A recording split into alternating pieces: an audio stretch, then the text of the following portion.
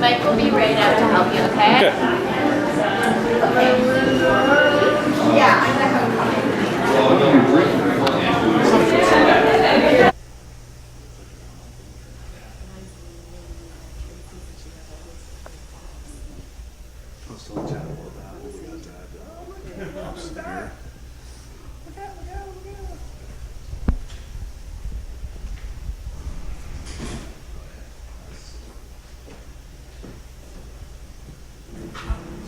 So for those that don't know, Oast House, we started up in the fall of 2012 now.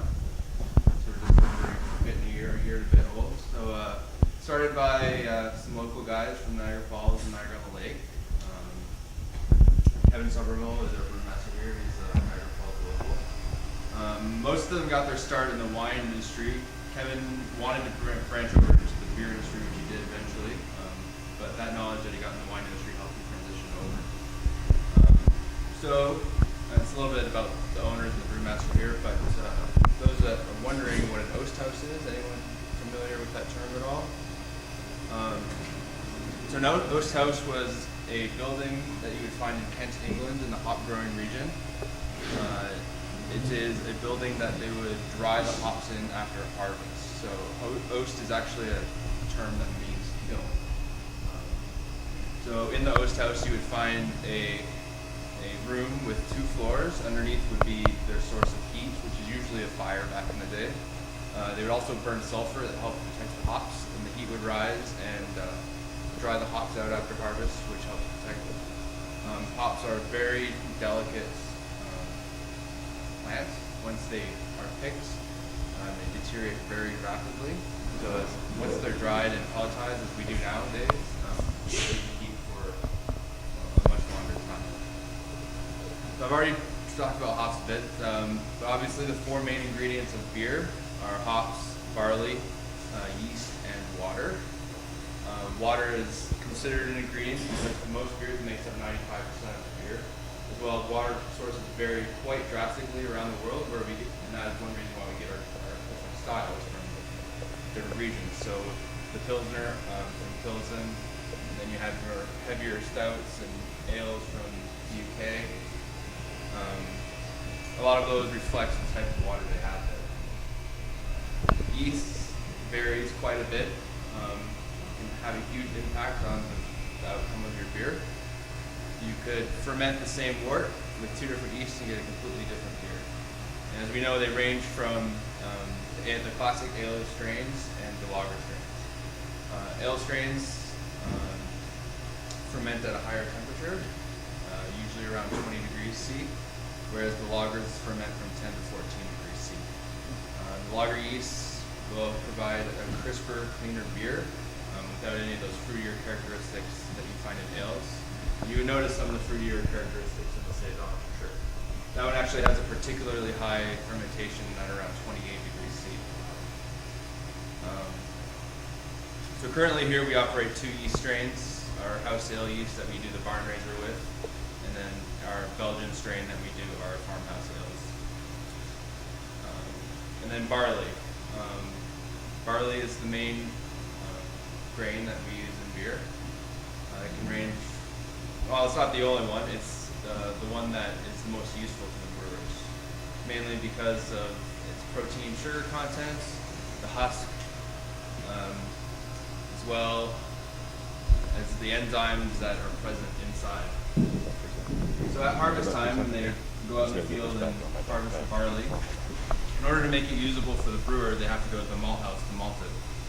And the malting process, basically, they take the grain and they steep it like you're about to start growing. This causes the embryo inside to start sprouting, which helps break down some of the proteins and the starches and the sugars. They don't want to let it go too long though, so they'll kiln it. This dries up the kernel as well as kills that growth, and makes it usable in the brew house. So for most beers, we have what we call base malt. This makes up about probably 80 to 90% of the normal malt bill when you're making a beer. It's a pretty light colored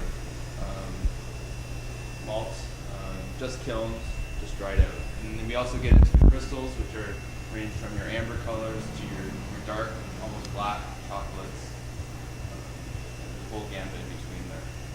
So with those, we can make any color beer we want and different flavors, characters.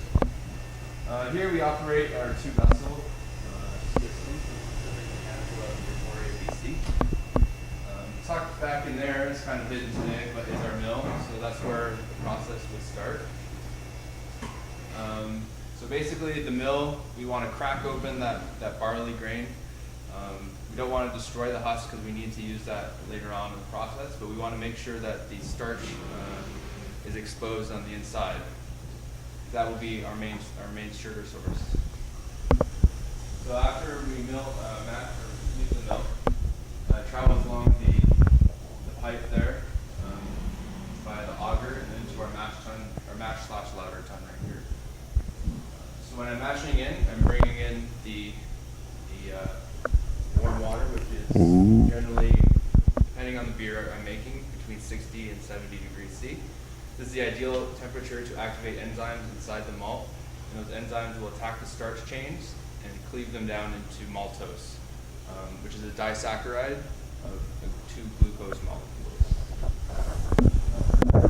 So the mash takes about an hour, and I'll check it with an iodine, which shows me that all that starch is converted to sugar for the yeast to use. Now that my mash is complete, I need to recirculate it, and I'm going to use those husks that were part of the barley kernel as its own filter bed. This helps clarify the wort, because at the beginning it'll be very cloudy. It helps bring some of those proteins and they come rest on top of the mash bed, because I don't really want those in my finished beer. And then it helps loosen up any sugars that are in there and for later on when I'm going to be transferring on over. So once that recirculation is complete, and I'm at about the sugar content I want and the clarity, I start transferring over to the kettle. And then at that time, I start bringing in fresh, warm, hot water at around 77 degrees C. This will provide help rinse out those sugars and get my volume over in the kettle. So once I get down to, I'm constantly monitoring the sugar content as I'm transferring over, because as I get down to a low enough level, I need to stop it, because at that point you start transferring more tannins and things you wouldn't want that would affect the flavor of the beer. There's not much sugar left anyway, so it's not really worth it. So at that point I start draining the mash tun out, and I'll take all those grains out, and we give our grains to a local cattle farmer, as well as Ravine Vineyard takes them for their pigs that are raised during the summer. So now I have my volume in the kettle. I check it again for the sugar content, because right now it's probably higher than I want it to be. So I actually dilute it with straight hot water until I get it to where I want. Generally, like for barn raiser, it's about 12% sugar, and then for like the saison, it's about 14%. And then I'm going to undergo the boil. So boiling has a few different functions. Generally takes about an hour. One thing I want to make sure I'm doing is sterilizing the wort, which the boil will do. The hop acids and oils themselves aren't soluble in water until they undergo a boiling action. This changes the molecule itself, makes it soluble in the liquid, and adds the bitterness to the beer. Boiling also drives off unwanted flavor compounds like DMS and a few others. And of course I'm adding the hops at this point. So depending on when I'm adding the hops, if I add them at the beginning, they add to bitterness. Later on, they're going to add to flavor and aroma. Now the reason we split it up like that is because hop compounds, flavors, and aromas are very volatile, so they will get boiled off of the sap. So within the last 10 minutes, I'll be adding a whole bunch of hops to make sure that it's not enough time for them to be driven off, and it's not enough time for them to really convert to add to the bitterness of the beer. So once I've boiled, I need to take that 100-degree wort and cool it down to 20 for the yeast. We have our heat exchanger tucked in on the wall here.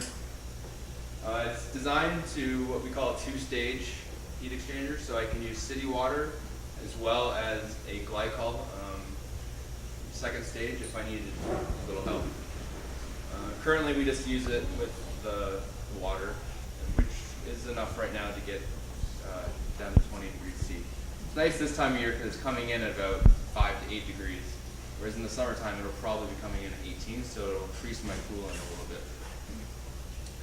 But all that water is reclaimed back into the hot liquor tank for use in our next brew, cleaning whatever we need it to be. So, you know, it's nice that way. And then after cooling in, we'll be filling one of these 4 or 5 fermenters here. Yeah, you go first. He just likes looking at you from behind.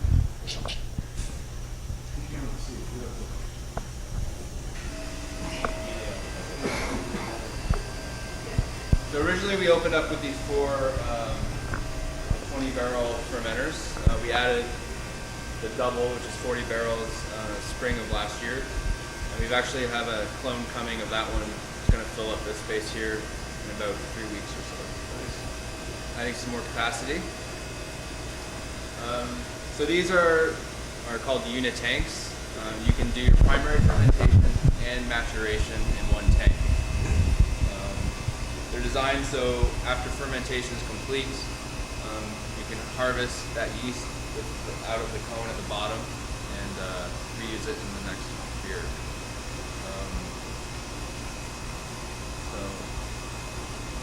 Fermentation, basically the yeast is taking those sugar molecules and converting them into an alcohol molecule and 2 carbon dioxide molecules. So that's the main result of that metabolism that they do. For our ale yeast, it takes about 4 to 5 days to do a fermentation. Our Saison yeast, even though it ferments higher at 28, it takes a little bit longer. It's a slower yeast that way. So farmhouse ales generally take about 10 to 12 days to ferment out. So this is where kind of the process will split for our beers that we do. Barn Raiser, oh, there's a washroom. So Barn Raiser is our dry hopped pale ale style. So after the fermentation is complete, I take out the yeast, and then I will add fresh pellet hops to the tank. This helps add back that flavor and aroma that might have been driven off in the boil. It does not add any bitterness at this point. But because there's alcohol in there, those acids and oils are soluble now. After the dry hopping is complete, it's to about the flavor profile we want. We'll crash it down to 2 degrees. This helps the hops and the yeast kind of fall out of solution, which makes my filter day a lot nicer for me. And then if we get into the farmhouse ales, after their primary fermentation is done, we age them for about a week to 2 weeks, and then we do the bottle conditioning. They're mostly unfiltered. So we'll move them over into the bright tank, which is back here behind you guys. So you'll notice this tank is our only one that's actually has some graduation marks. Because the government taxes on this. That's the, yeah. Yeah, that's where they get their money from. So if it's a Barn Raiser, which I just filtered today. This is our carbonation stone. So I'm just started carbonating just before you guys got here. So this is what's called forced carbonation. Just shoving a bunch of CO2 in there. When it comes to keg it or bottle it, I'll check the level and just make sure it's where I want it. Top it up if need be. If it's one of our farmhouse ales, I prepare a sugar solution of dextrose, which is corn sugar. It's 100% fermentable, so it won't leave any flavor once it's fermented out. We also add a little bit more yeast, a little bit of fresh yeast, just to help it ferment in the bottle. It's kind of a hostile environment for most yeast, which is that higher alcohol, not much sugar food for them around. So put it in there, bottle it in our fancy 4-head bottle filler here. All by hand. Wow. Currently. That's a fun day. Eh? Oh yeah. Yeah. What little bit for retail, a little bit for the bottler. Seems to be consensus of the law on a small brewery. Yeah, exactly. Everybody's like, yeah, I'll work Thursday. We're bottling Thursday. I'll work Thursday. As much as every brewer is, I don't know. It's one of those things you have to do, but you get it done. Make sure it's consistent all the way through. Yeah, exactly.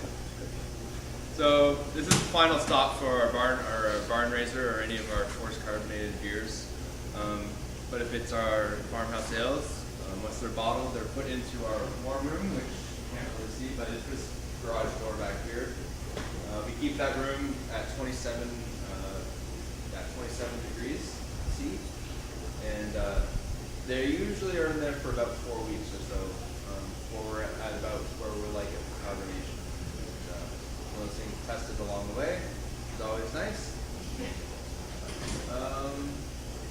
Oh, and then something else we got really excited about here. If you guys want to come back over. As you notice, we have some barrels. Some barrels in here. Last winter we did a Russian Imperial Stout release that we barrel aged. Currently we have some Bière de Garde going in a few of them as well. And then in our even top fermenter here, last fall we did a sour beer. So we did a turbid mash, which is basically an unconverted mash. So I was talking about those starches and sugars earlier. You do a really short mash, you leave a lot of those starches in there because those starches are going to be a food source for the bacteria and wild yeast that are present in there. So we roll that outside every day in the fall, which was about grape harvest time. So there should have been a lot of organisms floating around in the grape yeast and whatever else was out there. So from fruit. It will eventually go into a neutral barrel. We don't want any oak character imparted on it, but we do want whatever is sort of in the barrel to help it undergo a second fermentation and age it. It'll probably stay in the barrel for a couple years at that point. And then this fall we'll have to do another one, and you kind of have to, and then you sort of blend them after a few years. So it'll be something that would be fun to see in a little bit. Yeah, any questions? You're like the Crown Royal of beer by the time they're done blending it. Yeah, we're excited for that one. It's like the last question's going to be finished drooling here.